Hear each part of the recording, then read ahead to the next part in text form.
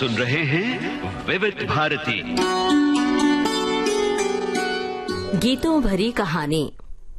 आइए आज सुनते हैं विमल चंद्र पांडे की लिखी गीतों भरी कहानी पिता का चश्मा। वाचन स्वर विमल चंद्र पांडे का है। जिंदगी का सफर है ये कैसा सफर, कोई समझा नहीं, कोई जाना नहीं। जहां कार खड़ी थी, बेटा वहां से टहलता हुआ कुछ दूर चला गया था और पीठ पिता की तरफ थी। पिता की नजर बेटे की तरफ नहीं थी। वो कालिंदी कुंज के उस ब्रिज से उफनती हुई यमुना को देख रहे थे। कुछ दूरी पर दो लड़के अपनी बाइक स्टैंड पर लगाकर मोबाइल से कुछ करतब रिकॉर्ड कर रहे थे। पिता नए जमाने की इन नई मनोरंजन विधियों से दूर थे और इन्हें ठीक नजरों से नहीं देखते थे। उन्होंने नीचे बह रहे गंदे पानी से अपने शहर के पानी की तुलना की और उनके चेहरे पर बिखरा हुआ अफसोस और गहरा हो गया। वो ब्रिज से थोड़ा और झुककर देखने लगे। क्या हुआ अंकल, कूदण का इरादा है के? एक लड़के ने मोबाइल को ट्राइपॉड पर लगाते हुए मजाकिया अंदाज में पूछा। उन्होंने हल्के से सिर घुमाकर लड़के की तरफ देखा। आंखों में कुछ ऐसा था कि लड़का अलर्ट हो गया। ओ तेरी! लड़का तेजी से उनकी तरफ लपका। उसके साथी ने गर्दन घुमाकर देखना चाहा कि उसका जोड़ीदार कहां जा रहा है। उसने जो देखा, उसके हाथ पांव भी कुछ पलों के लिए रुक गए। एक बूढ़ा ब्रिज की रेलिंग पर चढ़ रहा था और अब आखिरी पायदान पर था। रुक जा अंकल! लड़का चिल्लाता हुआ दौड़ा। तेज आवाज सुनकर बेटे ने भी यूं ही सरसरी निगाह से पीछे देखा और फिर से फोन पर बात करने लगा। पलटने के बाद उसकी आंखों का सिग्नल उसके दिमाग तक पहुंचा और उसे यकीन नहीं हुआ कि उसने क्या देखा है। वो तेजी से पलटा और वहीं से चिल्लाता हुआ उनकी तरफ दौड़ा, पापा! लेकिन तब तक बूढ़ा किसी बेरहम दुर्घटना की तरह घट चुका था। दो लंबी छलांगों में बेटा वहां पहुंचा और बदहवास नीचे देखने लगा। कुछ पलों तक उसे समझ में नहीं आया कि उसे क्या करना चाहिए, लेकिन जब कुछ सेकंड्स बाद उसके होशो हवास वापस आए तो पागलों की तरह इधर उधर देखने लगा। गाड़ियां ब्रिज से एक के बाद एक गुजर रही थी, लेकिन किसी को दाहिने बाएं देखने की फुर्सत नहीं थी। कुछ लोग बाइक और स्कूटर से जा रहे थे, लेकिन उनको भी कार वालों जितनी ही जल्दी थी। उतनी ही जल्दी कुछ इक्का दुक्का साइकिल से गुजर रहे वालों को थी। बेटा बदहवासी में चिल्लाने लगा और धीरे धीरे ब्रिज की रेलिंग पर चढ़ने लगा। अरे बचाओ, कोई है? हेल्प! भाई रुक जाओ, मेरे पापा गिर गए यार, प्लीज हेल्प कर दो। उसने आते जाते लोगों से गुहार लगाई, जो अपनी बाइक 60 से 50 करते और 55 होने से पहले ही फिर से 60 कर देते। वो गुहार लगाता हुआ उन लड़कों से भी हाथ जोड़कर देखने लगा जो अब उसके एकदम पास आकर खड़े थे।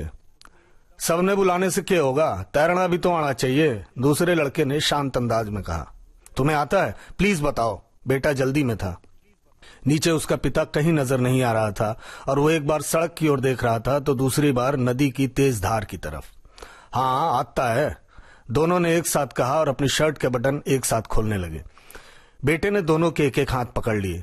प्लीज मेरे पापा को बचा लो, मैं तुम्हारा एहसान कभी नहीं भूलूंगा, बेटे ने गिड़गिड़ाते हुए कहा।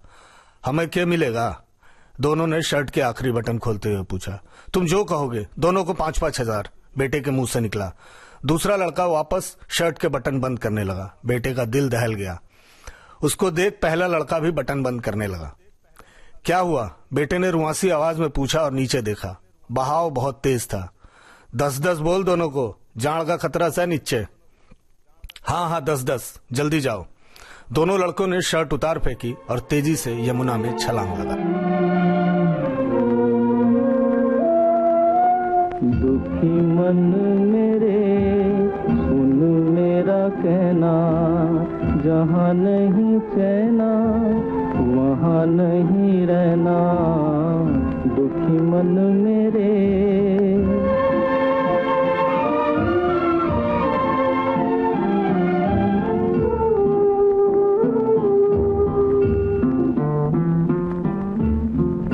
दर्द हमारा कोई न जाने, अपनी गरज के सब हैं दीवाने।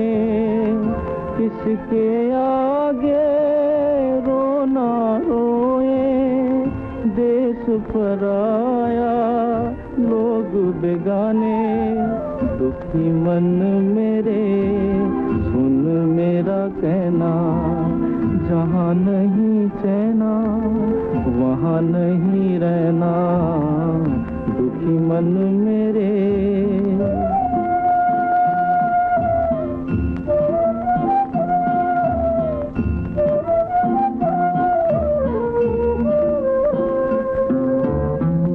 लाख यहाँ झोली फैला ले, कुछ नहीं देंगे इस जग वाले, पत्थर के दिल मोमन होंगे, चाहे जितना नीर बहा ले, दुखी मन मेरे सुन मेरा कहना, जहाँ नहीं चैना वहाँ नहीं रहना, दुखी मन मेरे।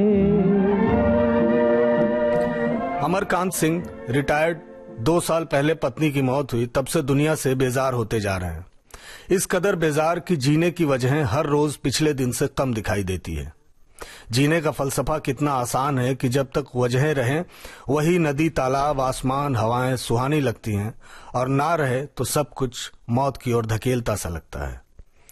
रिटायरमेंट के बाद उनकी जिंदगी से रोमांच गायब होता जा रहा था, और एक दिन अचानक उन्होंने पाया कि उनकी जिंदगी ही उनको छोड़कर जा चुकी है। उनकी पत्नी आत्मजा यूनिवर्सिटी में प्रोफेसर थी और उनकी जिंदगी में आदत की तरह शामिल थी। दरअसल उनके जाने के बाद उन्हें पता चला कि उन्होंने अपनी दुनिया में किसी को आने नहीं दिया है।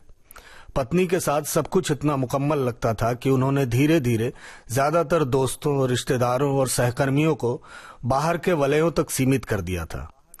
उनके सबसे भीतरी वलय में सिर्फ आत्मजा थी, बेहद सुरीली, बेहद सौम्य और जिंदगी से निहायत भरपूर। उनके जाने के बाद वो इतना अकेला महसूस करते थे जैसे उनका दाहिना हाथ उनके बाएं हाथ को नहीं पहचानता।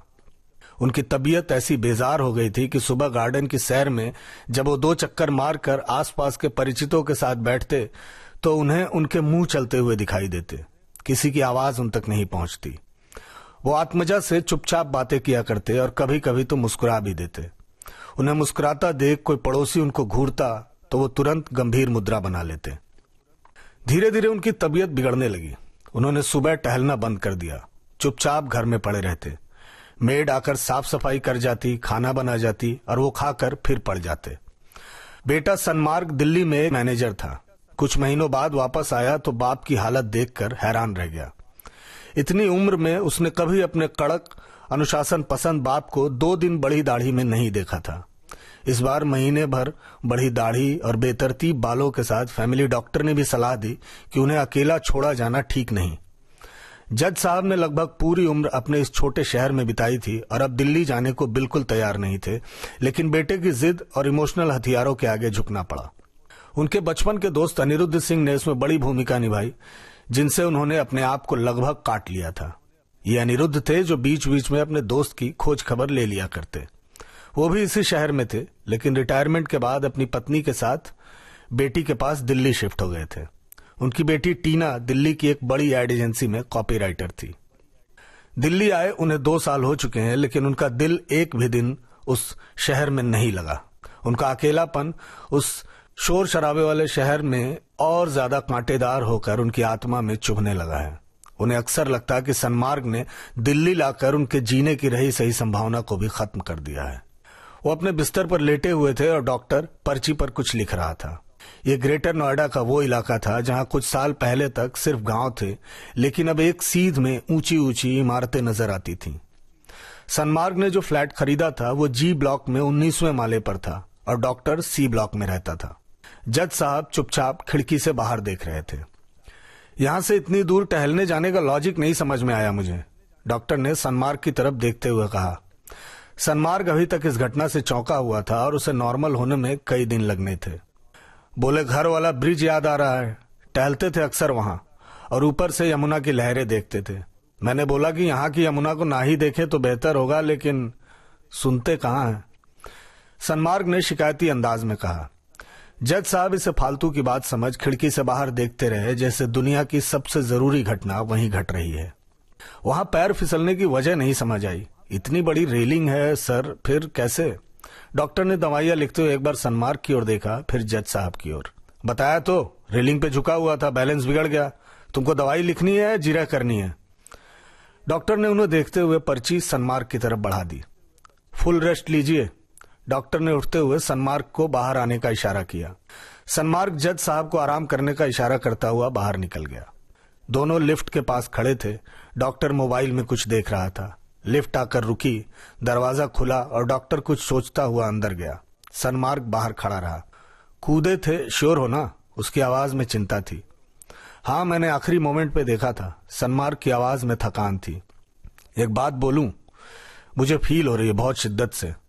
बोलिए ना। दरवाजा बंद होने लगा तो सनमार्ग ने दरवाजे पे हाथ रख दिया। दरवाजा फिर से खुल गया। तुम इनको साइकियाट्रिस्ट से दिखाओ यार, इनको जरूरत है। क्या हुआ है मुझे भी समझ नहीं आता। कभी एकदम से खुश हो जाते हैं तो भी डर लगने लगता है, कभी एकदम से रूड। माइंड काम नहीं करता मेरा। हाइपरमेनिया, बाइपोलर, क्लिनिकल डिप्रेशन, कुछ भी हो, डिप्रेशन दिखाई दे रहा है मुझे। मेरा एरिया नहीं है वो, इसलिए बोल रहा हूं। कंसल्ट करो किसी अच्छे साइकियाट्रिस्ट से, नहीं तो बड़ी प्रॉब्लम हो जाएगी। सनमार्ग ने दरवाजे से हाथ हटा लिया। लिफ्ट बंद हो गई। लिफ्ट नीचे जाने लगी। सनमार्ग वहीं खड़ा रहा। फिर भी उसे महसूस हो रहा था कि वो जिस सरफेस पर खड़ा है वो भी तेजी से नीचे जा रही है। लिफ्ट तो आखिरी बेसमेंट तक जाकर रुक जाएगी, लेकिन वो जहां से नीचे गिर रहा है वो पाताल लोक जाकर ही रुकेगा। जाने क्या सोच कर नहीं गुजरा, जाने क्या सोच कर नहीं गुजरा, एक पल रात भर नहीं गुजरा, जाने क्या सोच कर नहीं गुजरा।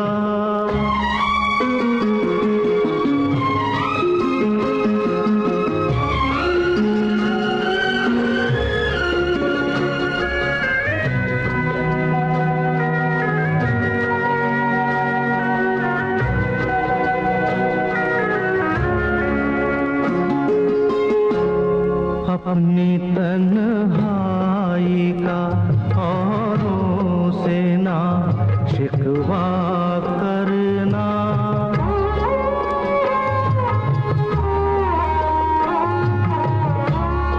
अपनी तन्हाई का औरों से ना शिकवा करना, तुम अकेले ही नहीं हो, सभी अकेले हैं, ये अकेला सफर नहीं गुजरा, जाने क्या सोच कर नहीं गुजरा। डॉक्टर से दिखाने की बात में सनमार्ग ने यह कहीं जिक्र नहीं किया कि डॉक्टर दिमाग का होगा, लेकिन जज साहब डॉक्टर का जिक्र आते ही बिदक गए। उन्होंने पहले सनमार्ग को ऊंची आवाज में अपने बचपन और जवानी के दिनों के संघर्ष के कुछ किस्से सुनाए जो वो बचपन से सुनता आ रहा था, और वे सब उसे जबानी याद हो चुके थे। इतनी डिटेल से कि अगर वो कोई हिस्सा मिस करते तो वो अपने आप उसकी कहानी में चलने लगता। उसने एक और चिंताजनक बात गौर की थी कि पिता अब किस्सों में मिलावट करने लगे थे। कभी वो एक 20 साल पुराने किस्से में किसी 30 साल पुराना किरदार ला देते और दो कहानियों को मिक्स कर देते। सनमार्ग उन्हें चिंता भरी नजरों से देखता रहता। कई किस्से सुनाने के बाद जज साहब अलमारी से बीपी और शुगर नापने वाली मशीनें लाकर बैठ गए। उन्होंने अपना नॉर्मल बीपी उसे दिखाया और सुई से ठीक ठाक डरने वाले उस आदमी ने खुद से अपना शुगर लेवल भी चेक किया। शुगर बढ़ा हुआ था। वो स्ट्रिप रख के बालकनी में टहलने निकल गए। सनमार्ग उनके पीछे गया। कल चलते हैं, अपॉइंटमेंट ले लेता हूं। सनमार्ग मोबाइल में नंबर खोजने लगा। क्या जरूरत है, कल से चावल बंद कर दूंगा, फालतू टेंशन मत लो। उनकी आवाज में फैसला था। एक बार दिखा लेंगे तो क्या हो जाएगा, कुछ दिक्कत हो गई तो फिर। उसकी आवाज भर्राने लगी। उनके ऊपर कोई असर नहीं हुआ। फिर क्या, वो बाहर की ओर निकल गए। सनमार्ग समझ रहा था वो बहस टालना चाहते हैं। ऑफिस में दिन भर सिर खपाने के बाद उसकी भी एनर्जी नहीं बची थी कि वो बहस में वेस्ट करे जिसका कोई रिजल्ट नहीं निकलना। ऑफिस में माहौल रोज से अलग था। बॉस अनेजा प्रेजेंटेशन की तैयारी में था और उसने सनमार्ग को याद किया था। दोनों ने थोड़ी देर प्रोजेक्ट को लेकर बातें की। फिर अनेजा ने जज साहब की तबीयत के बारे में पूछा। उसने बताया। अनेजा ने उसे अपने कुछ परिचितों का जिक्र किया जो एंजाइटी और डिप्रेशन का इलाज करवा ठीक हो चुके हैं। सनमार्ग को हिम्मत बधाई, कुछ घिसी पिटी मोटिवेशनल बातें की जो सनमार्ग रूटीन की तरह सुनता रहा। You R a good son, उसने सारी बातों के अंत में कहा। सनमार्ग फीकी सी मुस्कान मुस्कुराया। उसने अनेजा से उसके बेटे के बारे में पूछा जो अभी बाहर की किसी यूनिवर्सिटी से पढ़ाई करके लौटा था और एक ऐप लॉन्च करने वाला था। अच्छा है, दिन रात लॉन्चिंग की तैयारियां चल रही हैं। आइडिया अच्छा है उसका। मार्केट में एक बार सही प्रमोशन हो गया तो सब ब्रांड्स को पीछे छोड़ देगा। अनेजा के चेहरे पर एक संतुष्ट पिता वाली मुस्कुराहट थी। ऑफिस से जल्दी निकलकर सनमार्ग सीपी पहुंचा तो उजाला के आने में अभी 10 मिनट की देरी थी। उसे लगा अगला 10 मिनट पार्किंग ढूंढने में गर्क हो जाएगा, लेकिन इत्तफाकन उसके सामने ही थोड़ी दूर से एक कार पार्किंग से निकली और उसके लिए जगह बन गई। रेस्टोरेंट के बाहर पहुंचकर वह उजाला का इंतजार करने लगा। उजाला पिछली नौकरी में उसकी बॉस थी और उससे 6 साल बड़ी थी। उसने ही सनमार्ग को इस एमएनसी में इंटरव्यू के लिए भेजा था और एचआर से खुद बात की थी जो उसका स्कूल फ्रेंड था। उजाला अधलखा की जगह अब वो उजाला ए लिखती थी और सनमार्ग से बहुत प्यार करती थी। कॉफी पीते हुए उजाला ने समझ लिया कि सनमार्ग किसी उधेड़ बुन में है। उसने उसकी हथेली थामी। किस टेंशन में है, क्या हुआ? सनमार्ग ने उसे अपनी टेंशन बताई। वो डॉक्टर के पास जाने को तैयार नहीं। उजाला ने बात बदल दी। उनका बर्थडे है परसों, याद है ना? तो छुट्टी ले रही है ना? सनमार्ग ने उसकी हथेली दबाई। बदले में उसने मुस्कुराते हुए सनमार्ग को देखा जैसे वो कितना बड़ा बुद्धू है। उनके लिए एक मस्त केक ऑर्डर किया है, तू देखेगा, खुश हो जाएगा। सनमार्ग की आंखें नम हो गई। तू मेरी लाइफ में नहीं होती तो क्या करता मैं, उसने इमोशनल आवाज में कहा। वो उसके हर इमोशन के गुब्बारे में सुई चुभोना अच्छे से जानती थी। रिश्तों से हम सबसे अच्छी चीज यही सीखते हैं कि सामने वाले की इमोशन की हवा कैसे निकालनी है। पड़ा रहता उदास अकेला कहीं, उसने हंसते हुए कहा। वो मुस्कुराने लगा। कितनी कमाल की है ये लड़की जो प्यार में उससे बच्चे की तरह खेलती है जैसे उसे गोद ले लिया हो।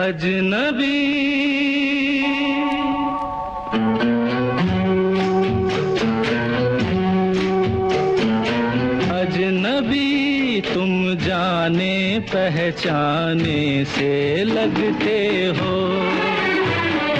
अजनबी तुम जाने पहचाने से लगते हो। ये बड़ी अजीब सी बात है कि नई नई मुलाकात है, फिर भी जाने क्यों अजनबी तुम जाने पहचाने से लगते हो।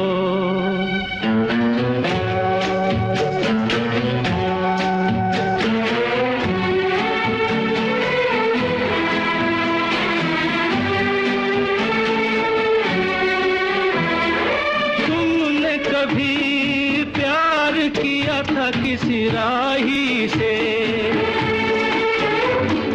तुमने कभी प्यार किया था, किसी राही से तुमने कभी वादा किया था किसी साथी से। न वो प्यार रहा न वो बात रही, फिर भी जाने क्यों अजनबी जाने पहचाने से लगते हो अजनबी।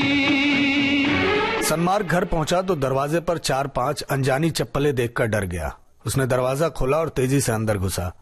अंदर बिल्डिंग के 4 लड़के और एक वॉचमैन डाइनिंग टेबल के इर्द गिर्द जमा थे। वो तेजी से उनकी तरफ लपका। उसकी निगाहें पिता को ढूंढने लगी। पास जाकर उसने देखा वो सामने वाली कुर्सी पर बैठे थे जहां घर के मुखिया को बैठना चाहिए। वॉचमैन एक तरफ खड़ा था और चारों में से एक लड़का जज साहब के मोबाइल का एक्सरे कर रहा था। सब इस कदर ध्यान में खोए थे कि किसी ने उसकी आवाज नहीं सुनी। क्या हो रहा है? उसने हल्की घबराहट भरी आवाज में पूछा। सब कुछ ठीक है और सभी जिंदा हैं, ये तो उसने देख ही लिया था। इंजीनियरिंग कर रहे लड़के ने पल भर के लिए नजर उठाई। पानी मदरबोर्ड तक चला गया है, देखता हूं, ठीक नहीं हुआ तो चेंज करना पड़ेगा बॉडी। क्या? उसे अब भी पूरी बात समझ नहीं आई थी। खर्चा लगेगा 2000 कम से कम, उसने मोबाइल की ओर दिखाते हुए कहा तो उसे याद आया। उसने चुटकी बजाई और तेज आवाज में लड़कों को वहां से जाने को कहा। चलो मैं देख लूंगा, आप लोगों को थैंक्स, अब चलिए। लड़के भुनभुनाते हुए चले गए। जज साहब उसका चेहरा देखते रहे। उसने एक बार फोन को उठाकर देखा ऑन करने पर मोबाइल ऑन तो हो रहा था, लेकिन काफी चार्ज होने के बावजूद ऑन होते ही स्विच ऑफ हो जा रहा था। उसने फोन एक तरफ रख दिया। बनेगा तो भी प्रॉब्लम करेगा, नया ले लेते हैं, बोलकर वो अंदर अपने कमरे में चला गया। जरूरत नहीं है, उनकी आवाज पीछे से सुनाई पड़ी। उसका बहुत कुछ बोलने का मन हुआ, लेकिन वो चुपचाप अपने कमरे में आकर चेंज करने लगा। डिनर में मेड आलू के पराठे बनाकर कैसरोल में रख गई थी। जब उसने टेबल पे डिनर लगाया तो माहौल बोझिल सा था। एक तरफ उनका खराब मोबाइल रखा हुआ था और वो रह रह के उसे देख रहे थे। उसे अफसोस हुआ कि अभी तक उसे बात क्यों नहीं याद आई। उसने मन में सोचा कि एक अच्छा मोबाइल उनके लिए खरीद लेगा और वही परसों का बर्थडे गिफ्ट होगा। उसने 2 प्लेट्स में पराठे और चटनी निकाली और एक उनके सामने रख दी। उन्होंने एक नजर उसकी ओर देखा और खराब फोन को जरा सा आगे खिसका दिया, जैसे उसे अपनी जिंदगी से निकाल रहे हों। अच्छा हुआ इससे पीछा छूटा, अब फोन के बिना रहूंगा, नो डिस्टर्बेंस। अरे इसको हटाइए, इसकी उम्र भी हो गई थी, नया लेते हैं 1 दिन में। उसने ये बात जाहिर नहीं करनी चाहिए कि वो फोन कल ही लेगा और उसे याद है कि कल उनका जन्मदिन है। वो अचानक उसे घूर कर देखने लगे। उनकी नजरों में कुछ अजीब सा था। उम्र होने पर हटा देना चाहिए, अच्छा सॉल्यूशन है। उनके सवाल में ऊबन थी, दुनिया से नाराजगी थी और सांसारिक नियमों पर गुस्सा था। उसे समझ नहीं आया कि क्या जवाब दे। अंदर एक गुस्से की लहर उठी, लेकिन फिर उसे डॉक्टर की कही बात याद आई कि ये चाहेंगे कि तुम इन्हें कोसो और बुरा बोलो, ताकि ये फिर उस बात को लेकर खुद को और दुखी और नाराज कर सकें। तुम्हें कितना भी बुरा लगे, इनके टोंट के बदले तुम्हें टोंट नहीं मारना। उनके सिम्टम्स बताकर उसने एक साइकियाट्रिस्ट से ऑनलाइन सलाह ली थी और उसने कुछ बातों के लिए स्ट्रिक्टली मना किया था। उसके बाद टेबल पे खामोशी रही। 2 साए एक दूसरे के सामने बैठे, एक दूसरे से मीलों दूर चुपचाप खाते रहे, जैसे किसी गलती की सजा भुगत रहे हों। उजाला ने उसे एक अच्छा फोन खरीदने में हेल्प की। उनको म्यूजिक सुनना पसंद है तो इसका स्पीकर अच्छा है, इसका फ्रंट कैमरा बहुत सही है, ये रफ यूज के लिए है, गिरे भी तो जल्दी खराब नहीं होगी स्क्रीन, ये बहुत हैंडी है, वगैरह वगैरह। फोन लेकर वो उजाला के साथ कॉफी हाउस में कॉफी पी रहा था। उजाला ने आइडिया दिया, वॉलपेपर पे अपनी और उनकी एक मस्त फोटो लगा दे। जब भी उनको सुसाइडल थॉट आएंगे, कम से कम बेटे का चेहरा स्क्रीन पे देख के शायद दोबारा सोचने का मन करे। उसे आइडिया अच्छा लगा। उसने अपना फेसबुक खोला और फोटोज में जाकर पिता के साथ अपनी कोई तस्वीर खोजने लगा। 4-5 साल पुराने एल्बम्स में माँ के साथ कुछ तस्वीरें मिली, लेकिन जज साहब की एक भी तस्वीर नहीं मिली। वो थोड़ा उदास सा हो गया। उजाला ने समझ लिया, आराम से खोजियो, घर जाकर मिल जाएगा। उसने भी दिमाग दौड़ाया तो उसे हल नजर आया। घर पे ही देखूंगा, एक हार्ड डिस्क है मेरे पास पुराने बैकअप की, उसमें बहुत सारी तस्वीरें हैं, उसमें से निकाल लूंगा। उसने खुद को जैसे किसी बुरी सच्चाई से बचाने की कोशिश की। एक दिन बिक जाएगा माटी के मोल, जग में रह जाएंगे प्यारे तेरे बोल। एक दिन बिक जाएगा माटी के मोल, जग में रह जाएंगे प्यारे तेरे बोल। दूजे के होठों को देकर अपने गीत, कोई निशानी छोड़ फिर दुनिया से डोल। एक दिन बिक जाएगा माटी के मोल, जग में रह जाएंगे प्यारे तेरे बोल। ला ला ला ला ला ला ला ला ला ला ला।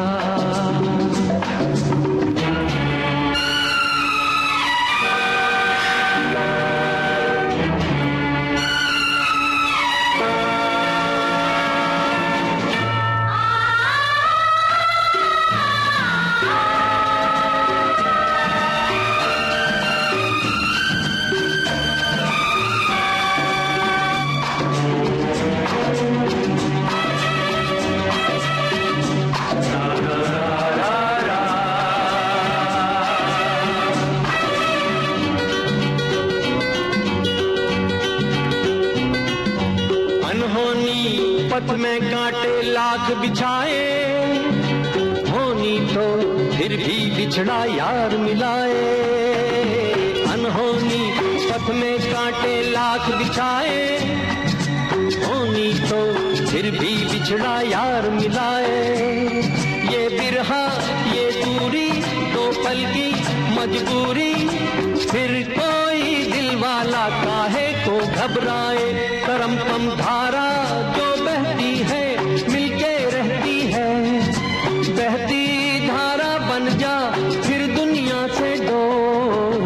दिन बिक जाएगा माटी के मोल, जग में रह जाएंगे प्यारे तेरे बोल। ला ला ला ला ला ला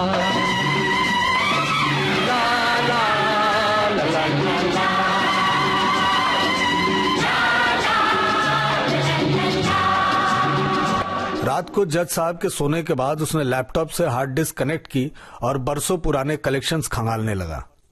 कुछ तस्वीरें थीं जो उसकी ही खींची हुई थी, लेकिन उनमें वो माँ के साथ थे। उसके साथ उनकी एक भी तस्वीर नहीं थी। उसे याद आया जब वो छोटा था तो साल में 2 बार पूरा परिवार कितने उत्साह से तैयार होता था और पापा उसे लेकर स्टूडियो जाते थे। वो उसे अपने गोद में लेकर तस्वीर खिंचवाते। उन तस्वीरों के बाद उसकी अपने पिता के साथ कोई तस्वीर नहीं, ये ख्याल उसे हजम नहीं हो रहा था। ऐसा कैसे हो सकता है? इतने त्योहार आए गए, सबने साथ में मनाए, लेकिन अपने पिता के साथ उसने एक भी तस्वीर नहीं खींची। ये कैसा रिश्ता है जिसकी मौजूदगी माहौल में हवा जैसे रही है, लेकिन उसने कभी रुक कर हवा को शुक्रिया नहीं बोला। उसने फिर से एक बार पूरा बैकअप छान डाला।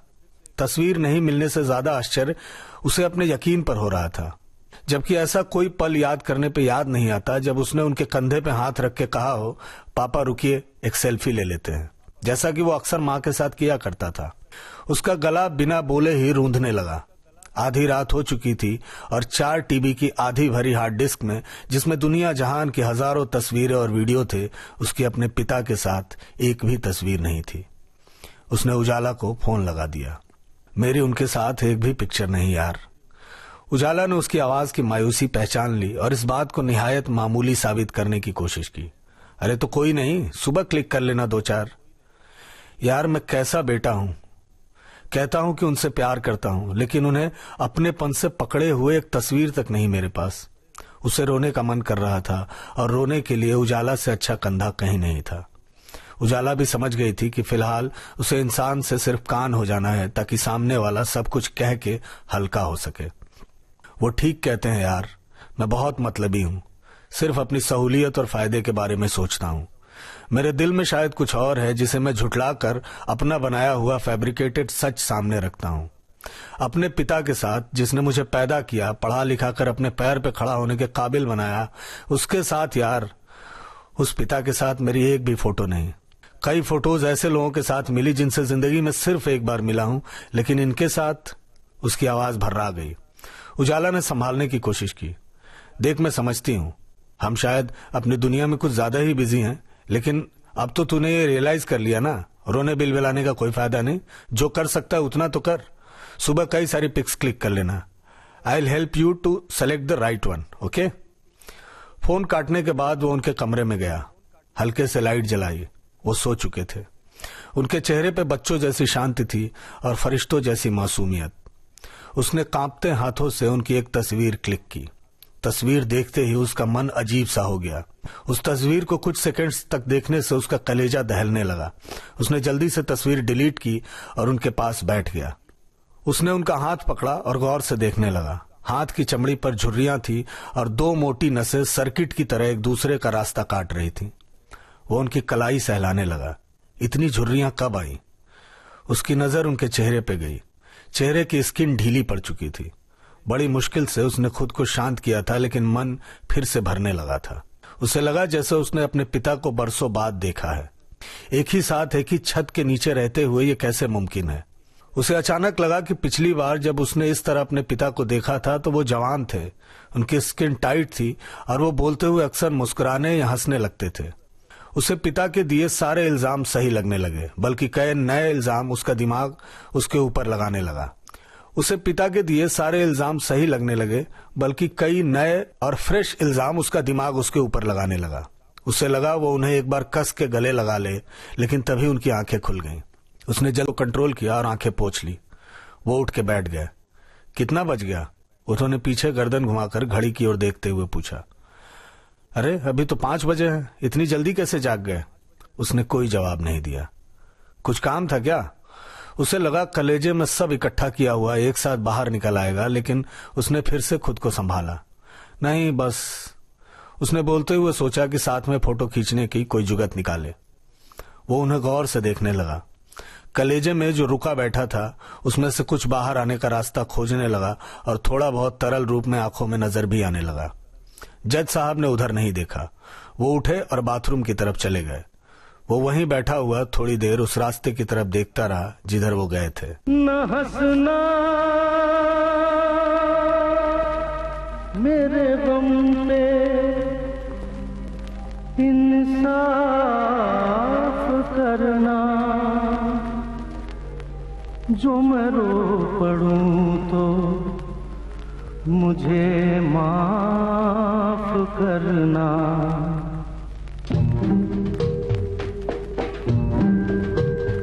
जब दर्द नहीं था सीने में तब खाक मजा था जीने में। जब दर्द नहीं था सीने में तब खाक मजा था जीने में। अब के शायद हम भी रोए सावन के महीने में। जब दर्द नहीं था सीने में तब खाक मजा था जीने में। अब के शायद हम भी रोए सावन के महीने में। जब दर्द नहीं था सीने में तब खाक मजा था जीने में।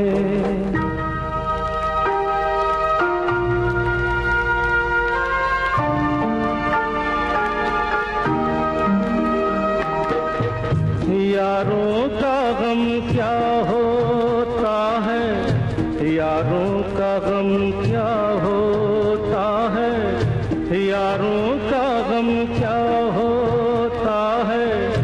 मालूम न था अनजानों को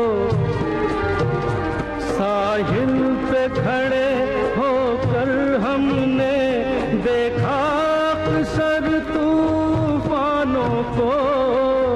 अब के शायद हम भी डूबे मौजों के सफीने में। जब दर्द नहीं था सीने में तब खाक मजा था जीने में।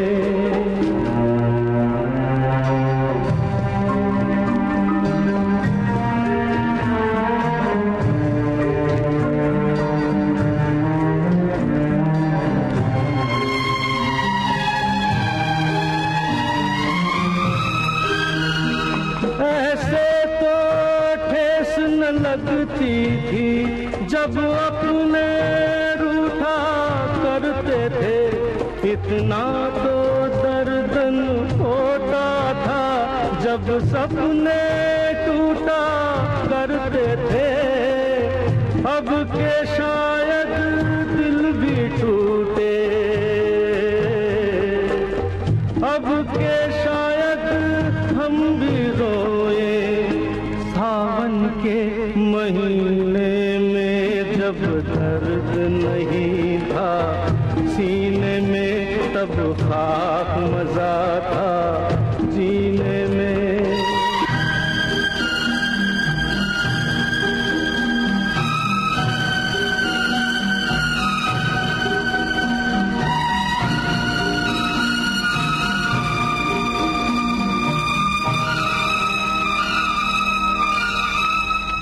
इस कदर प्यार तो कोई करता नहीं, मरने वालों के साथ कोई मरता नहीं। आपके सामने मैं ना फिर आऊंगा, गीत ही जब न होंगे तो क्या गाऊंगा। मेरी आवाज प्यारी है तो दोस्तों यार बच जाए मेरा दुआ सब करो दुआ सब करो। जन्मदिन की बेहद मुख्तसर सी पार्टी, दोस्तों के नाम पर अपने ब्लॉक के एक हम उम्र चावला साहब, जिनके साथ कभी कभी जज साहब टहलने जाते हैं, दो बगल वाले बुजुर्ग, एक उनके बचपन के दोस्त अनिरुद्ध सिंह जो इत्तेफाक से दिल्ली वासी हो चुके हैं। दुनिया इधर की उधर हो जाए, अनिरुद्ध कभी अपने दोस्त से मिले एक हफ्ता पार नहीं होने देते। एक वो ही हैं जिनसे जज साहब इस कदर जुड़े हुए हैं कि मैसेज से ही सही लगातार टच में रहते हैं। उनकी बेटी टीना सनमार्ग की अच्छी दोस्त है। उजाला और उसकी एक दोस्त गरिमा, सनमार्ग के दो दोस्त कम कलीग्स मोहित और कामरान, खाना बनाने वाली मेड सुप्रिया और उसका हाथ बटाने के लिए आई उसकी बहन रानी। कुछ खास डिशेस बनाई गई और ज्यादातर बाहर से ऑर्डर किए गए। केक उजाला ने बनवाया था, जिसके खुलने पर जज साहब इमोशनल हो गए। अपने इमोशन हालांकि वो कभी दूसरों के सामने जाहिर करने के बहुत पक्षधर नहीं रहे, लेकिन इधर मन का मौसम कुछ ऐसा हो गया है कि भावनाएं छलक कर खुद ब खुद बाहर आ जाती हैं। केक गोल आकार का था और उसके ऊपर चॉकलेट का एक बड़ा सा हैमर अटैच था। जज साहब को अपने ऑर्डर वाले दिनों की याद आ गई और होठों पर मुस्कान। उजाला को नहीं पता शादी की 25वीं सालगिरह पर ऐसा ही केक आत्मजा ने सरप्राइज के तौर पे बनवाया था। उजाला ने उनके भीतर एक पुरानी याद वाली गुफा का दरवाजा खोल दिया था। उजाला ने आकर उन्हें गले लगाया और जन्मदिन की शुभकामनाएं दी। उजाला उन्हें जरा भी अच्छी नहीं लगती थी, लेकिन बेटे का उत्साह देखकर उन्होंने सोचा था कि इस मौके को किसी टेंशन से खराब नहीं करेंगे। ज्यादा भीड़, ज्यादा शोर शराबा और बेमतलब की खुशी का इजहार उन्हें बहुत कोफ्त देने लगा था, लेकिन सबके सामने वो खुश रहने की सामाजिकता भी निभा रहे थे और सबके हंसने पर हंसने की कोशिश भी कर रहे थे। सब कुछ अच्छा रहा। केक कटने के बाद जब सबने स्नैक्स खा लिए और मेड के साथ सनमार्ग डिनर लगाने में जुटा था, चावला साहब ने जज साहब के बारे में कुछ एक अच्छी बातें की।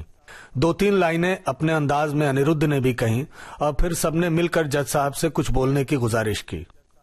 पहले तो उन्होंने मना किया, लेकिन जब सबने आवाज में आवाज मिलाकर उनका नाम लिया तो वो मुस्कुराते हुए खड़े हो गए।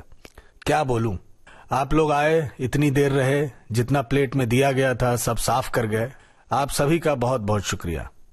ये लड़की जो केक मेरे लिए बनवा कर लाई है, इसको नहीं पता इसकी एक कहानी है। उनकी आवाज सुनकर सनमार्ग भी मेड की हेल्प करता हुआ रुक गया और उजाला जो बालकनी में फोन पर बात कर रही थी, फोन काटकर अंदर चली आई। माहौल अच्छा था। जज साहब की कई लाइनों पर सबकी तालियां बज चुकी थीं।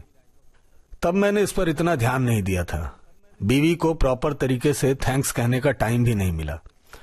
उसने कितनी मेहनत से बेकरी वाले को इस केक के बारे में समझाया होगा। उस वक्त हमारे पास सब कुछ था, बस वक्त नहीं था। हम भागते रहते थे, वक्त हमारे आगे आगे भागता था। हमें लगता था हम तेज दौड़े तो इसको पीछे छोड़ देंगे। क्या करें, उम्र ही ऐसी थी, जो सोचो पॉसिबल लगता था। उस टाइम इस बात पर ठहर कर सोचने का टाइम नहीं मिला कि कोई मेरे लिए कितना टाइम दे रहा है। आज ये केक देख के लगा जैसे मुझे ये राज की बात पता चल गई कि हम बूढ़े क्यों होते हैं। हम इसलिए बूढ़े होते हैं ताकि जवानी के जोश में आंखें बंद कर दौड़ते हुए हम जिन्हें थैंक यू नहीं कह पाए उन्हें अब कह सकें। वो न हो हम उनकी जगह किसी और को भी थैंक्स कहें और इस बात को समझें कि कोई आपके लिए टाइम दे रहा है तो वो इससे कीमती आपको कुछ नहीं दे सकता। इस लड़की को मैं थैंक्स कहता हूं। इसने वो किया जो मेरा खुद का बेटा मेरे लिए नहीं कर पाता। मुझे हमेशा इस बात का अफसोस रहता है कि मैं इसे टाइम नहीं दे पाया जब ये छोटा था। कुदरत आपसे ऐसे ही बदले लेती है। अब ये मुझे बिल्कुल टाइम नहीं दे पाता। हालांकि ये कोशिश करता होगा, इसमें मुझे कोई डाउट नहीं है। मैं भी करता था लेकिन नहीं कर पाया। इसका भी आने वाला वक्त अफसोस से भरा होगा, ये मैं अभी से बता सकता हूं। इसे तब मेरे ना रहने का अफसोस होगा जब इसके पास रुक के ये सोचने का वक्त होगा कि he could have done better. जज साहब की आंखें नम हो गई और ना चाहते हुए भी आवाज रूंध गई। शायद उन्हें कोई नहीं छेड़ता तो वो अपनी स्पीच खत्म करके बैठ जाते। खुद को संभालने की कोशिश में एक आध घूंट पानी पीते और मेड को बोलते कि उन्हें बस थोड़ा सा पनीर और एक आध चपातियां दे। लेकिन गड़बड़ हो गई जब चावला साहब अपनी कुर्सी से उठकर उनके पास चले गए और उनके कंधे पर हाथ रख सहलाने लगे। जज साहब ने गौर किया था कि इधर जब कोई 2 शब्द अपनेपन के बोल देता या एक छोटा सा जेस्चर दिखा देता, उनकी आंखें बहने लगती थी। उन्होंने रोकने की बहुत कोशिश की लेकिन आंखें बहने लगी। आइए आइए सर, बैठिए, लीजिए पानी पीजिए। चावला साहब ने गिलास में पानी भरकर उन्हें थमाया। सब अपने फ्रेम में रुक गए थे और उनकी ओर देख रहे थे, जिसकी वजह से उन्हें बहुत अजीब लग रहा था। सबकी नजरें जज साहब से ज्यादा आड़े तिरछे सनमार्ग की तरफ जा रही थी, जैसे वो इस माहौल का विलन हो। सनमार्ग ने ये बात गौर कर ली थी और सब कुछ छोड़कर एक तरफ बैठ गया था। उसने पता नहीं किसी का नंबर मिलाया था या फिर ऐसे ही किसी को डांट रहा था। अरे जे ब्लॉक लिखा है तो बिल्डिंग भी तो लिखी है। किसी भी बिल्डिंग में जाकर जे ब्लॉक खोजने लगोगे तो मुझे कैसे मिलेगा यार? मुझे नहीं पता, लेके आओ। मैं आ जाता पार्किंग के पास, लेकिन आप लोगों की जितनी हेल्प कर दो ना, आप लोग उतना ही भाव खाने लगते हो। मैं नहीं आऊंगा कहीं भी।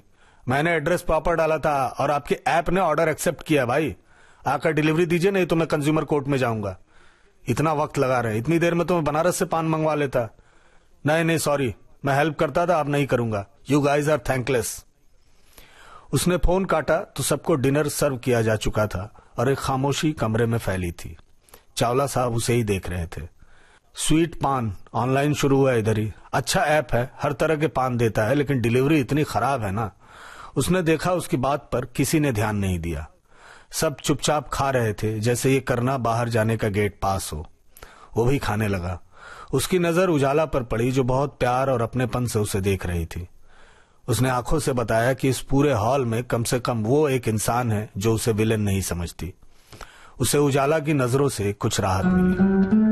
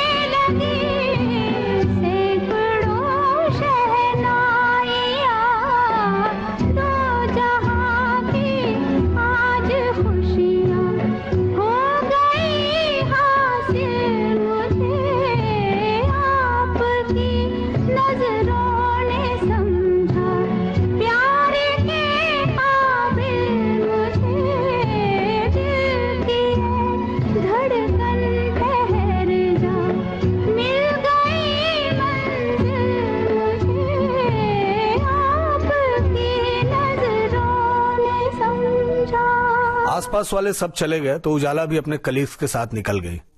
टीना की जल्दबाजी देखकर अनिरुद्ध भी निकलना चाहते थे, लेकिन उन्हें जज साहब ने जबरदस्ती रोक रखा था कि कुछ बात करनी है। सबके जाने के बाद जब सनमार्ग किचन में सुप्रिया की बर्तन समेटने वगैरह में मदद कर रहा था, उन्होंने अनिरुद्ध को अपने सामने बैठने का इशारा किया।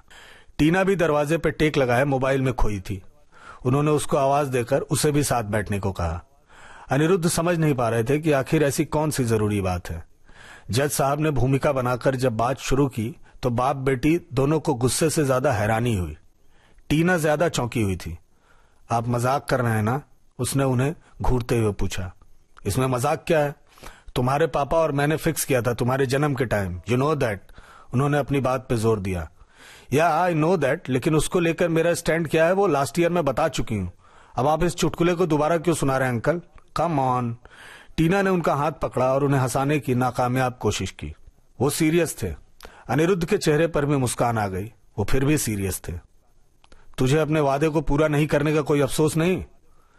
नहीं यार, मेरी जबान की, मेरी बेटी की मर्जी के आगे कोई कीमत नहीं, और ना ही ये मानने में मुझे कोई अफसोस है कि वो गधा पचीसी वाली उम्र थी और वैसी ही हरकत थी हमारी। तू थोड़ी देर के लिए किचन में जाएगा? जज साहब ने अपने बचपन के दोस्त की ओर देखा, फिर उनकी बेटी की तरफ। दोनों की हैरानी और बढ़ गई। अमे तुम एक ससुर न बन गए हो, अभी न अंकले हो, जो तुम्हारा लक्षण है अंकले रहो। अनिरुद्ध किसी भी इमोशन के एक हद से ज्यादा होने पर देसी टोन में उतर आते थे। मुस्कान अब भी चेहरे पे थोड़ी सी बची थी, लेकिन टीना फिर से मामला एक बार क्लियर कर देना चाह रही थी। अरे पापा यार, जाओ ना किचन में, उसकी हेल्प कर दो। सोनू, पापा को अंदर बुलाना, उसने ऊंची आवाज में सनमार्ग को कहा। सनमार्ग ने वहीं से आवाज लगाई। आइए अंकल, ग्रीन टी बना रहा हूं। अनिरुद्ध किचन की तरफ चले गए। जज साहब टीना की तरफ घूमकर बैठ गए। कसमें, वादे, प्यार, वफा सब बातें हैं, बातों का क्या। कसमें, वादे, प्यार, वफा सब बातें हैं, बातों का क्या। कोई किसी का नहीं, ये झूठे नाते हैं, नातों का क्या। कसमें, वादे, प्यार, वफा सब बातें हैं, बातों का क्या।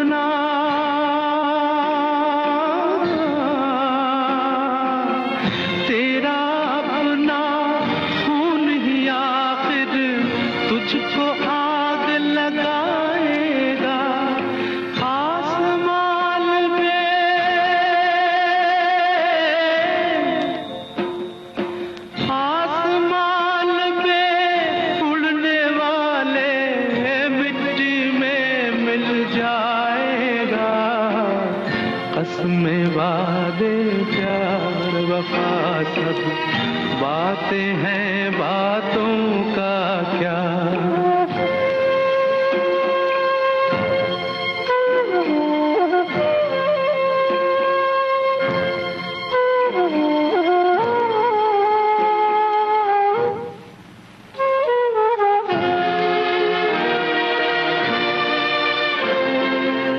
सुख में तेरे,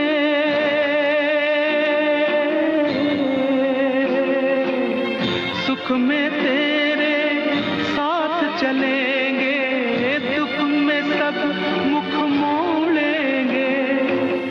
दुनिया वाले,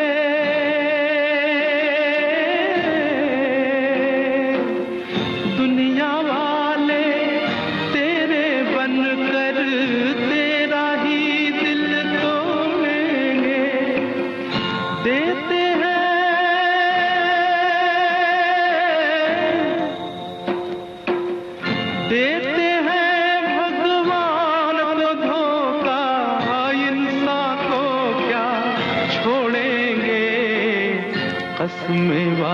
वादे प्यार वफा सब बातें हैं, बातों का क्या कोई किसी का नहीं, ये झूठे नाते हैं, नातों का क्या कसमें वादे प्यार वफा सब बातें हैं, बातों का क्या। तुम्हारा कहीं कोई चक्कर चल रहा है? टीना उनका सवाल सुनकर ऐसे हैरान हो गई जैसे उसने रात में इंद्रधनुष जैसी अविश्वसनीय चीज देख ली हो। क्या चक्कर? आपको क्या हो गया है? आप कैसे बात कर रहे हो अंकल? क्या हुआ? सब ठीक? उसने जज साहब के माथे पे हाथ रख के उनका टेम्परेचर चेक करना चाहा। उन्होंने तुनक कर हाथ हटा दिया। जवाब दे पहले, जवाब। चक्कर? नहीं, मेरा कोई चक्कर नहीं और मुझे अभी कोई चक्कर करना भी नहीं। मुझे पीएचडी पूरी करनी है और स्पेशलाइजेशन के लिए बाहर जाना है। वो तो तू शादी के बाद भी जा सकती है। उनकी बात पर टीना को हंसी आ गई। यार अंकल, आप कैसे होते जा रहे हो पता है? आप पहले बिल्कुल ऐसे नहीं थे। क्या प्रॉब्लम है सन्मार्ग में? टीना पीठ टिकाकर सोफे पे लुढ़क गई जैसे बहस से विड्रॉ कर रही हो। यही प्रॉब्लम है अंकल कि बचपन से खेली हूं दोस्त की तरह। उसके लिए दोस्त वाली फीलिंग है अंदर से। कितना भी चाहूं और कोई फीलिंग नहीं आ सकती। और आप क्यों इतने परेशान हो गए जैसे वो बुढ़ा हो रहा है? टीना ने सामने पड़ा सौंफ उठाया और फांक लिया। तेरा बाप वादा तोड़ रहा है तो कुछ नहीं। अरे आप दोनों होते कौन है मेरी जिंदगी को लेकर वादा करने वाले? आप अपना देखो, वो अपना देखे, मैं अपना देख लूंगी। सन्मार्ग हाथ में ट्रे लिए आया। पीछे से अनिरुद्ध भी आए। सब ग्रीन टी पीने लगे। अनिरुद्ध ने टीना को कुछ इशारा किया। टीना ने सन्मार्ग को इशारा किया और दोनों अपनी चाय लेकर बाहर बरामदे में चले गए। तूने कभी सोचा तो नहीं सीरियस इनकी बात के बारे में? सन्मार्ग ने पूछा। पागल है, मेरे इतने बुरे दिन नहीं आए। सन्मार्ग जवाब सुनकर हंसा। वो भी मुस्कुराई। कोई है लाइफ में? सन्मार्ग ने पूछा। अभी नहीं, लास्ट ब्रेकअप को 2 महीने हुए और ब्रेकअप के बाद वाला फ्री टाइम एंजॉय कर रही हूँ। इस बार सोचती हूँ लंबा एंजॉय करूंगी। करियर पे थोड़ा ध्यान देना है। सन्मार्ग ने छोटा सा जवाब दिया। तू बता कब करेगा शादी? टीना ने पूछा। पता नहीं यार, उजाला के घर वाले के बहुत स्ट्रिक्ट है। देखते हैं। वो कन्विंस करने की कोशिश कर रही है। अंदर ग्रीन टी खत्म हो चुकी थी। अनिरुद्ध अब उठने वाले थे। उपसंहार के रूप में उन्होंने दोस्त के कंधे पर हाथ रखकर कुछ शब्द बोले। हो जाएगी शादी जब उसका मन करेगा। तू इतना लोड क्यों लेता है? वो लड़की मुझे एकदम पसंद नहीं। जज साहब ने बच्चों की तरह शिकायत की। क्यों? आज उसने तेरे लिए कितना टाइम निकालकर केक बनवाया था। तुझे कुछ समझ में आता है? मुझे उसका बात करने का तरीका नहीं पसंद। बड़े छोटे सबको तू तड़ाक से बात करती है। उसकी आवाज भी बहुत कर्कश है और वो सोनू से 6 साल बड़ी है, पता है तुझे? तू कुछ भी बोलने लगा है। बोलने से पहले 30 सेकंड आंखें बंद कर सोचा कर कि क्या बोलने वाला हूं और बोलने के बाद खुद को सुना कर कि क्या बोल रहा हूं। जज साहब ने हिकारत से कहा और दूसरी ओर देखने लगे। अनिरुद्ध फिर से मुस्कुरा उठे। दोस्त के करीब आए और उसे कंधे पे हल्का सा हाथ रखा और बाहर निकल गए। फिर से हैप्पी बर्थडे। चल 1-2 दिन में फोन करता हूं। उन्होंने बाहर निकलते हुए कहा। जरूरत नहीं मुझे स्वार्थी दोस्तों की, चला जाए यहां से, उन्होंने थोड़ी ऊंची आवाज में कहा। अनिरुद्ध टीना और सन्मार्ग के साथ बाहर थे। ड्राइवर पार्किंग से गाड़ी निकालने गया था। ऐसे ही 10 साल के बच्चे की तरह जिदियाने लगे हैं। कुछ समझाने की कोशिश करो तो कहते हैं बेटा बाप बनने की कोशिश मत कर। 3-3 दिन नहाते नहीं, कपड़े नहीं बदलते, ब्रश तक नहीं करते और पूछने पे बोलते हैं कहीं जाने का मूड बनेगा तो नहाऊंगा। ऐसे क्या तैयार होकर घर में बैठूं? कहीं बाहर चलने को बोलता हूं तो कहते हैं इतना पॉल्यूशन है शहर में, बाहर कहां जाएगा। डॉक्टर के यहां ले जाने के लिए मैंने क्या क्या कोशिश नहीं की। आप कुछ करिए ना, सन्मार्ग ने रिक्वेस्ट की। उन्होंने कुछ सोचते हुए सिर हिलाया। तू रहने दे बेटा, इसको मैं ले जाता हूं। बहुत अच्छा डॉक्टर है, साउथ दिल्ली के बड़े साइकियाट्रिस्ट में से है। एक बार वो काउंसलिंग कर लेगा तो अगली बार से खुद तेरे साथ जाएगा, जिद नहीं करेगा। उन्होंने सन्मार्ग के कंधे पर हाथ रख उसे हौसला दिया। जिस मनोचिकित्सक के यहाँ वो नंबर लगाए अपनी बारी का इंतजार कर रहे थे, उसके बारे में बहुत सी लोक कथाएं थीं। उसका नाम दिल्ली के सबसे बड़े साइकियाट्रिस्ट में शुमार था तो उसके नाम से कहानियां भी बहुत थीं। सबसे प्रसिद्ध कहानी ये थी कि डॉक्टर पागलों का इलाज करते करते खुद 2 बार पागल हो चुके थे। जनता ऐसी कहानियों को सुन डॉक्टर को जीनियस मानती थी। जनता की मानसिक हालत खुद ऐसी थी कि वो ऐसी बातों को सेलिब्रेट करती थी और मानती थी कि जो ज्यादा समझदार होगा उसे पागल हो ही जाना चाहिए। जब जज साहब का नंबर आया, शाम होने वाली थी और वो इंतजार करते हुए ऊब गए थे। ऊब उनके ऊपर हावी ना हो इसके लिए अनिरुद्ध लगातार उनसे पुरानी बातें कर रहे थे। डॉक्टर ने देर तक तरह तरह के सवाल पूछे और जवाब नोट करता रहा। वो अनमने ढंग से बताते रहे। अनिरुद्ध बीच बीच में अपने दोस्त का चेहरा देखते कि उन्हें सिर्फ सवाल पूछने की आदत रही है, जवाब देने की नहीं, तो कहीं अचानक भड़क न जाए, जैसा आजकल वो अक्सर करता है। डॉक्टर ने आखिर में एक फैसलाकुन सवाल पूछा, आपको क्या लगता है आपकी लाइफ कैसी रही है, शानदार, एवरेज या बिलो एवरेज? जज साहब कहीं खो गए। 2 साल पहले तक शानदार थी, अब बिलो एवरेज। उनका जवाब सवाल से भी छोटा था। डॉक्टर ने उन्हें गौर से देखा और कुछ दवाइयां लिखने लगा। ये दवाइयां हैं, 10 दिन खाइए फिर आइएगा, और जैसा आपने कमिटमेंट किया, मॉर्निंग वॉक रेगुलर। उसने पर्ची आगे बढ़ाई, जो इशारा था कि उन्हें उठना चाहिए और अगले मरीज के लिए रास्ता बनाना चाहिए। अनिरुद्ध उठ गए और उन्होंने जज साहब को भी उठने का इशारा किया। जज साहब भी धीरे से उठे। उनकी नजर डॉक्टर के बेतरतीब निकले तोंद पर थी। अनिरुद्ध चाह रहे थे कि इतने जवाब देने से त्रस्त उनका दोस्त कुछ अजीब न करे और तुरंत वहां से निकल जाए। आपका डाइजेशन कैसा रहता है? उन्होंने उठते हुए डॉक्टर से पूछ ही लिया। डॉक्टर चौंक गया। सवाल उसकी समझ में नहीं आया और उसने घूर कर जज साहब को देखा। जज साहब ने उसके पेट की तरफ इशारा करते हुए एकदम स्पष्ट पूछा, आपका पेट सही नहीं रहता होगा, कैसा है आपके हिसाब से, एवरेज, बिलो एवरेज या शानदार? डॉक्टर बात समझा तो हमेशा उलझन वाले उस चेहरे पर हल्की मुस्कान आ गई। अनिरुद्ध सहमे हुए थे कि डॉक्टर भड़क न जाए, लेकिन डॉक्टर दिमाग के सैकड़ों मरीजों से दिन में टकराता था।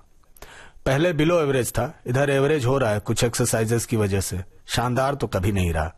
डॉक्टर की आवाज में सच्चाई थी। दोनों हाथों को जोड़कर ऊपर की ओर ले जाइए, फिर धीरे से एक पांव को मोड़कर दूसरे पैर की जांघ पर रखिए। जज साहब कुर्सी के पीछे खड़े होकर बाकायदा जो बोल रहे थे वो करने लगे। डॉक्टर उन्हें कुछ पल हैरानी से देखता रहा, फिर कुर्सी से खड़ा हो गया। अनिरुद्ध सहमे हुए थे कि हजारों रुपए फीस लेने वाला ये अति व्यस्त डॉक्टर उन्हें डांट कर बाहर न निकाल दे, लेकिन डॉक्टर वाकई जज साहब को फॉलो कर रहा था। अब हाथों को ऊपर की तरफ खींचे रखिए और एक पैर पर खड़े होने का अभ्यास करिए। डॉक्टर बार बार अपना एक पैर दूसरी जांघ पर टिकाने की कोशिश कर रहा था, लेकिन उसका संतुलन बिगड़ जा रहा था। आखिरकार 3-4 कोशिशों के बाद कुछ सेकंड्स तक वो एक पांव पे खड़ा रहा। अब ऐसे ही दूसरे पैर से करना होगा। जज साहब दरवाजे की तरफ बढ़ गए। अनिरुद्ध उनके पीछे लपके। डॉक्टर ने दूसरे पैर से भी कुछ पल वो अभ्यास किया। पहले करता था मैं योगा, इधर छूट गया, फिर से शुरू करता हूं, थैंक्स, मिलते हैं 10 दिन के बाद, डॉक्टर ने कमिटमेंट से कहा। Thanks doctor. दोनों बाहर निकल गए। सनकी है वो सुना है, भड़क जाता तो? वापसी में अनिरुद्ध ने हल्की नाराजगी से कहा, ऑब्जेक्शन ओवर रूल्ड। जज साहब ने ऐसे शांत भाव से कहा जैसे दवाइयां अनिरुद्ध के लिए लिखी गई हैं और वे बेहद स्वस्थ और कंट्रोल्ड हैं। अनिरुद्ध ने भौहें टेढ़ी करके उनकी ओर देखा, फिर दोनों दोस्त मुस्कुराने लगे। आदमी जो कहता है, आदमी जो सुनता है, जिंदगी भर वो सदाएं पीछा करती है। आदमी जो कहता है, आदमी जो सुनता है, जिंदगी भर वो सदाएं पीछा करती है। आदमी जो देता है, आदमी जो लेता है, जिंदगी भर वो दुआएं पीछा करती है। पिता का चश्मा। अभी आप सुन रहे थे विमल चंद्र पांडे की लिखी ये गीतों भरी कहानी। वाचन स्वर विमल चंद्र पांडे का ही था। ये था आज पहला भाग। इसका दूसरा भाग आपको सुनवाएंगे अगले हफ्ते। चलने से पहले आपको बता दें, इस कार्यक्रम के संपादक और प्रस्तुतकर्ता रमेश गोखले।